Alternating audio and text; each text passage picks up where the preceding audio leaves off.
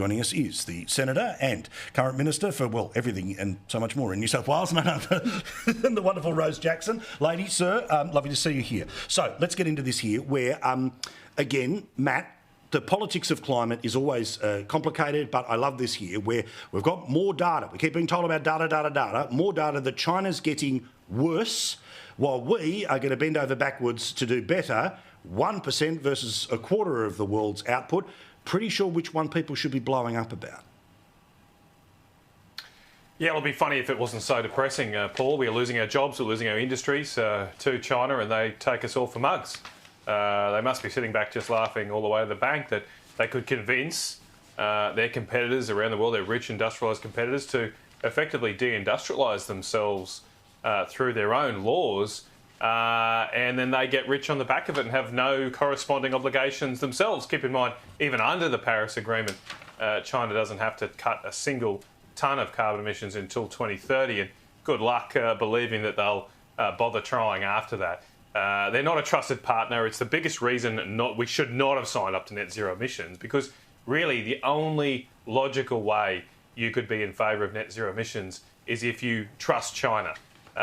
Because if you don't trust China, there's no way this is going to work. It's just not going to work. It's just going to handicap ourselves, export our industries, our jobs, and probably even make carbon emissions as an issue even worse, because all those industries going to China, of course, tend to be a lot dirtier than they would if they just stayed here.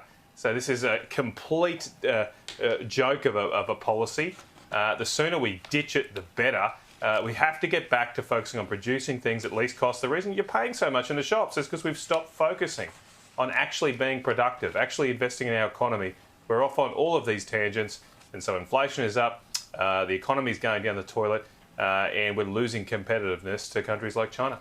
Another poll shows things are not getting better, in fact getting worse for The Voice and its advocates right now. This one came via the Daily Telegraph. JWS is the latest firm.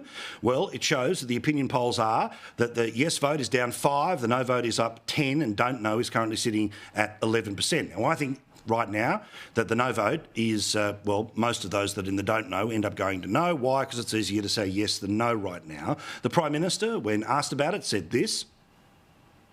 Well, no, there's a different poll every day. All of the polls, including the one you're referring to from some company, and I note that a week ago there was a front page story which came straight from the no camp last Sunday.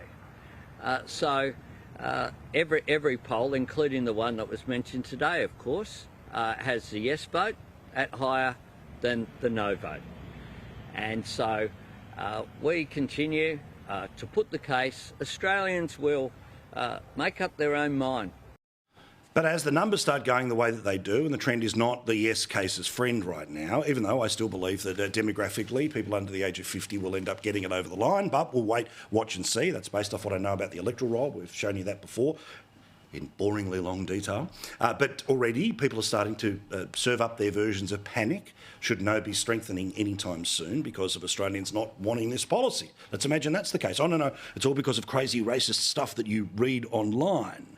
There's also scenarios here that, of course, are currently being argued over in the Turnbull Times, which, among others, are telling us that everything as old is new again, and that, frankly, it's a new Australia versus an old Australia, and if you're a no, then basically kind of out of step. So ABC's going racism, Guardian's going, you're sort of black and white in the HD colour range.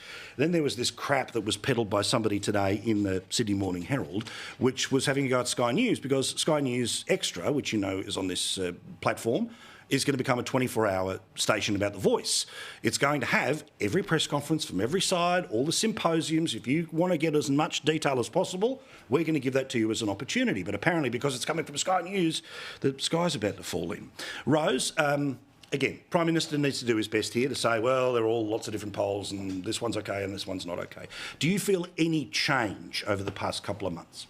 Not really, no. I mean, I think you're always going to have difficulty passing referendums in this country, and it doesn't really surprise me that as the questions get litigated more in the public domain, which they are, and that's a good thing, that there is going to be, you know, movement in the public support, and I'm completely comfortable with that. I haven't really picked up a change myself, but that doesn't really matter what I think. My sense is we haven't successfully passed a referendum in this country since the 70s. We haven't even had one for the last however many years. If you're under 40 in this country, which I am, you've never voted in one. There's going to be uncertainty. There's going to be questions about the process, about the content. All of that's good. All of that's natural. All of that's fine. I think that's what we're going for.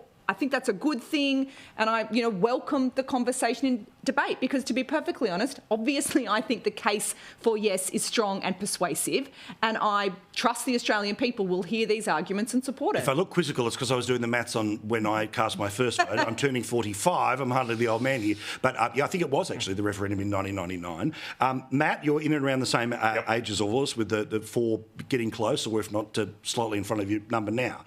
But again, what we saw in Parliament last week, I would think makes pretty obvious that for that 11% of maybe, that'll end up becoming no, because they just can't answer some of the questions. But we're already starting to see sort of the moral panic here. Can we all just not agree that maybe people just don't like the idea? Maybe, yes, OK, there's a portion somewhere in the no that's a hard, lots of different things, right? Same as there's portions of the yes that are a lot wilder and off to the left. But can we at least start from the position that maybe people say no because they don't like the idea? Yeah, well, look, Paul, I mean, I can't put myself into the minds of everybody, but I think you hit the nail on the head where you're saying that the undecideds are breaking no. That seems to be what's happening in the polls lately, because they're just worried about the risk. They're worried about the unknown. Even the proponents of this voice model can't outline basic details, like how many people will be on the voice, how they'll be elected or selected. We don't even know that yet. They're effectively saying, put your trust in politicians.